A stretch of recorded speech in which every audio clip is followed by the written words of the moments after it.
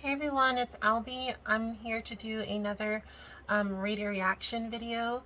So I think like a lot of people yesterday, I binged the second season of Bridgerton, and I have a lot of thoughts. So before I start, I will preface that I am a romance reader. So I'm looking at the second season more as a romance novel enthusiast and also a lover of the books.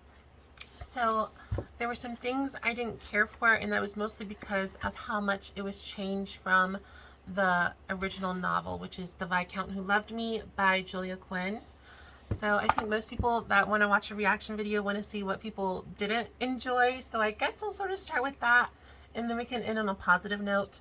So I guess the main things I didn't really enjoy about season two was the big changes from the book.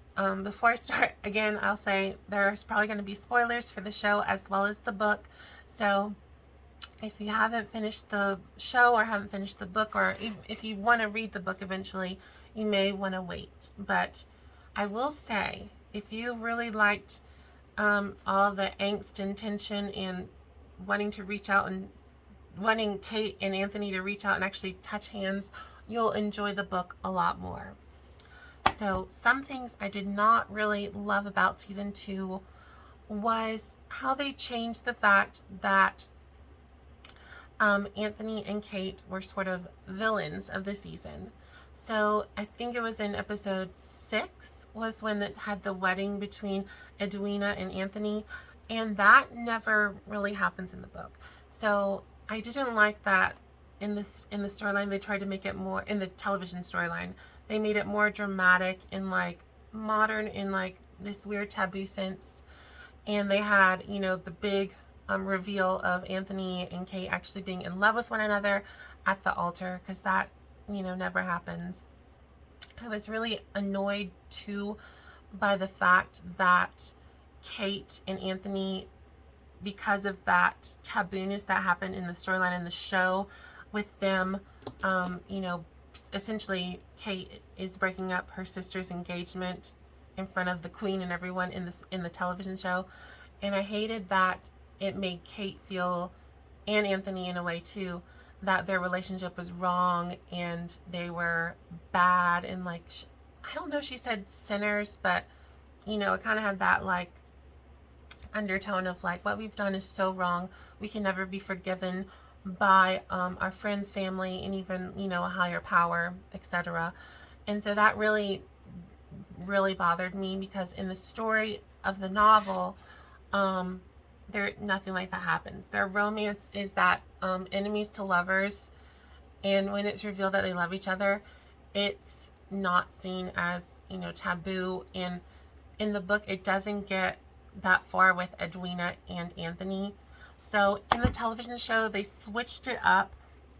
One of my favorite tropes is when the lovers are caught in a compromised position, which causes them have to get married, and that is what happens in the book. So if you remember in episode 4, I believe, it has Mrs. Featherington, Penelope's mom, and she is like doing a tour of the grounds and basically sets it up so that Prudence is caught with her cousin, the Lord Featherington, and big scandal. And there's obviously a crowd, and they've been caught unchaperoned, sort of embracing in the dark, scandal, what's going to happen? And so the people with Mrs. Featherington are like, this young woman, her reputation is at risk. If she wants to marry you, you have to say yes.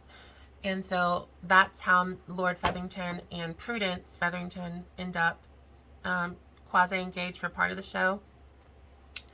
And in the book, The Viscount Who Loved Me, there is a compromised position between Anthony and Kate, which leads them to have to get married. And they sort of get married. And they don't necessarily love each other after they're married, which I really like that. It's almost an arranged marriage. I mean, kind of, sort of, because they're not fully in love with each other. Like, it's sort of like 2 steps forward, 1 step back, which I love that game of like cat and mouse that they had in The Viscount Who Loved Me. And that continues after the marriage, which I love, that sort of untamed, unbridled characteristics of Kate. When I think of Kate, you can't help but think of Kate from The Taming of the Shrew. They're both Kate. They're both the older sister. The younger sister's trying to get married. I think Julia Quinn must have been influenced by The Taming of the Shrew by William Shakespeare. I mean, how could you not be, with so many similarities? If you haven't seen The Taming of the Shrew, I believe it's from 1968 with Elizabeth Taylor and Richard Burton, y'all should watch it. It's not boring. Like, you know, some people think Shakespeare's stuffy, and it can be, I'll be honest. But The Taming of the Shrew is funny, and there's a lot of physical action in The Taming of the Shrew. Like, Elizabeth Taylor could literally probably go against Scarlett Johansson in a Marvel movie. She was all over the place physically in The Taming of the Shrew. So, like the Viscount Who Loved Me, both Kates, you know, have that unbridled passion, which I love. And we do get that from Kate in the first episodes of the show. The first, I'd say, 4 episodes of the show, I absolutely loved. I loved that angst, that passion, that will they or won't they, the almost kiss. Oh my goodness. That was so passionate. And then we get to the point where he proposes to Edwina. Never happens in the book. I like the book more. And it kind of goes off the rails for me. I didn't like that. I didn't like that they were seen as, they were pitted against each other, which I did, when I did my trailer reaction video, which is doing well in views. Thank you so much. I said I really hope they don't pit Edwina and Kate against one another. I don't like that for women. I think that's kind of misogynistic. I know, you know, people love to pit women against each other, and they did that on the show. It's a male creator. I don't know if there was a male writer for that show, but they did it. I didn't like that. I know it's better for like the modern television drama, but I really liked that they had this strong sisterly bond. It wasn't this competition. It wasn't, I hate you, you're evil, you tried to steal my man. There's even a point in the show where Edwina says, we're not sisters, we're half sisters. And like, I'm the better half, essentially. And another thing I talked about in my trailer reaction that happened on the show is Kate feels unworthy of her stepmother's love. And that is not really present in the book. In the book, we have such a strong sisterly love, and, you know, they really root for each other. And we have that strong love between Mary and her stepdaughter, Kate. And in the show, that's tainted as well, which really upset me as a reader. I love that. I think that's not really shown in stories. I know as a modern audience, people love that, you know, but I've always loved you as the same. Well, I like when it was, you know, she loved her fully from the beginning. And I know that's how Mary felt, you know, the whole time. But Kate knew that in the book, and I like that. I thought it was kind of interesting that this season features Anthony, who's a rake, a notorious rake. If you don't know what a rake is, it's basically a man whore. He likes the company of women, whether he, you know, pays them with, you know, a brothel, or, you know, has just many love conquests, whether it's married women, unmarried, whatever. You know, he's like Don Giovanni, but minus the, you know, rape that happens in there. But I thought it was interesting how there was, we have this big rake, notorious rake, and not a lot of spice, not a lot of sex scenes. Not a lot of nudity. I thought we were going to get some full frontal Anthony. We got, if I'm going to, with the nudity, if you're worried about the nudity, Anthony and Benedict show their butts. I don't know who the model was. I hope it wasn't Sophie. The model that was with Benedict, you see her breasts twice, and you see like a merkin, you know, a pubic hair wig. And then in the final like 10 or so minutes of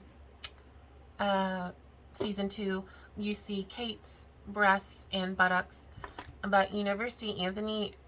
You never see Anthony's butt when he's having, even when he's having sex with Kate.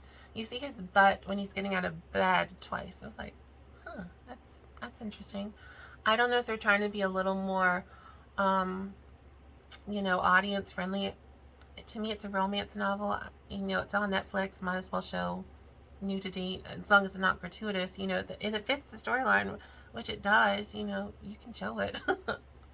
So that was a little different for me. But I love that long, angsty passion that was featured in the show.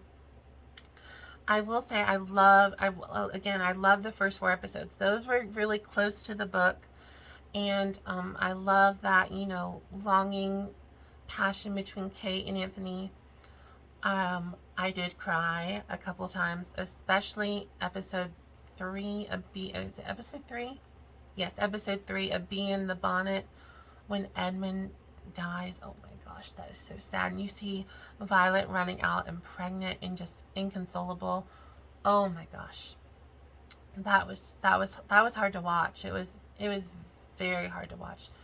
I'm like literally goosebumps and emotional just thinking about it. It was, I wanted to see that presented in the show, and it was done really well. But oh my gosh.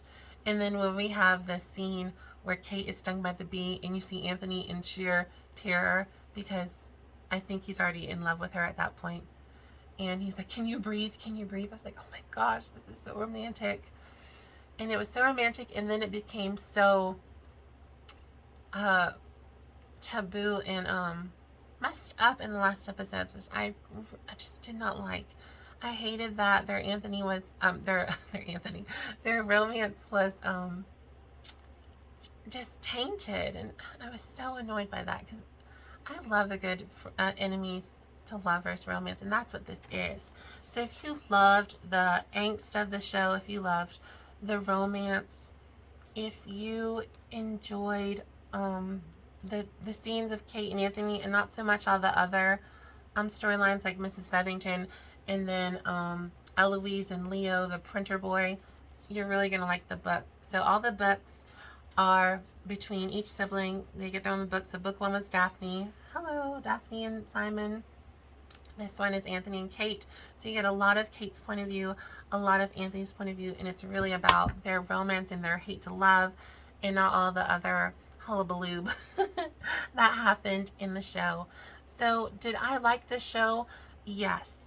Did I love the show? No, I didn't. And I was really bummed about that. The first 4 episodes were wonderful. That was a great adaptation of the book. It wasn't exact, but it was very good.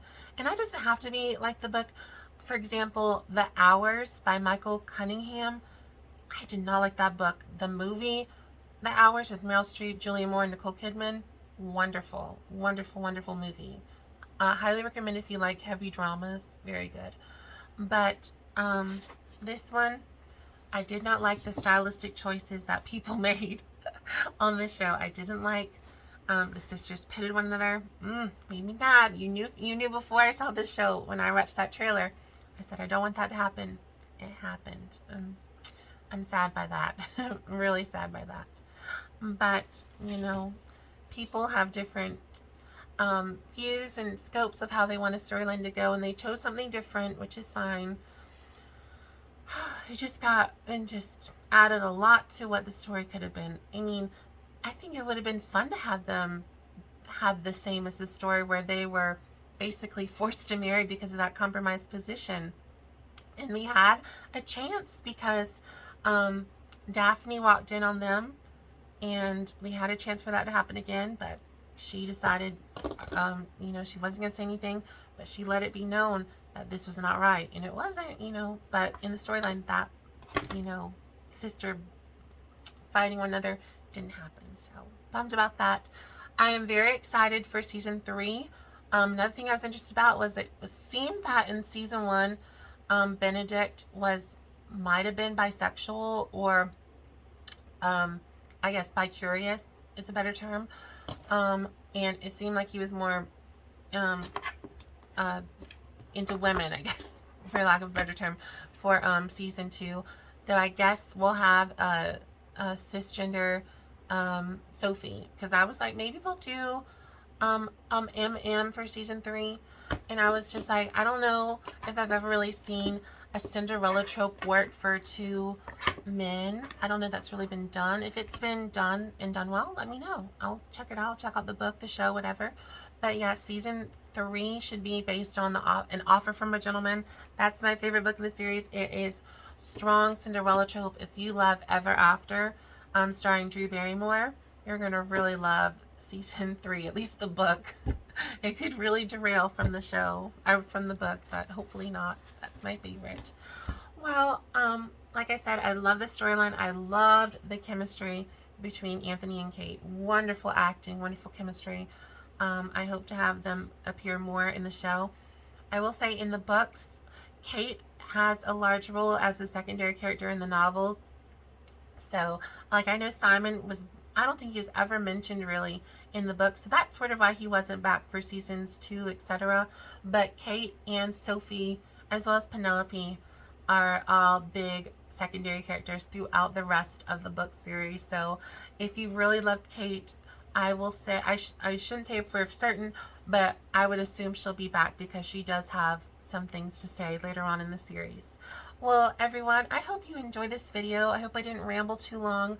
Let me know, have you watched the show? What were your favorite moments and what were your least favorite moments? I'd say my favorite moments were all those angsty will they, won't they scenes in episodes 1 through 4. Those were my favorite. I loved Newton the dog. I kind of want a corgi now. I think everyone probably does now. Yeah. So don't forget to like, comment, as well as subscribe. You can follow me on TikTok and Instagram at I'll Be Reading Romance. Yeah. So I hope you'll have a wonderful day, and I'll see y'all soon. Bye, everyone.